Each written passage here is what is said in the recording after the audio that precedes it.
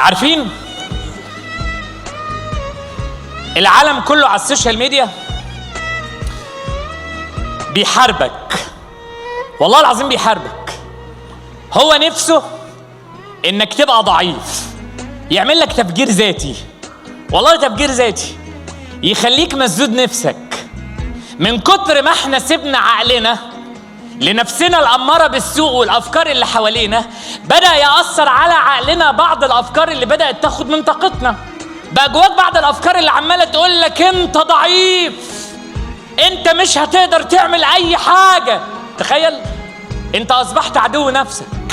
أقنعونا إن حبنا لنفسنا أنانية، وبعد فترة اكتشفنا إن إحنا ممكن نحب نفسنا بس نبقى مش أنانية.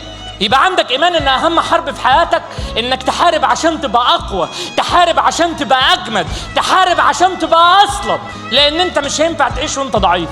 طول النهار على السوشيال ميديا وأنت بتقلب يطلع لك فيديو ليه وأنا عمال أقول لك أنت لازم تتحول في حياتك لبني آدم وحش، صح؟ أيوة، ما الحياة ما بتحترمش غير الوحوش.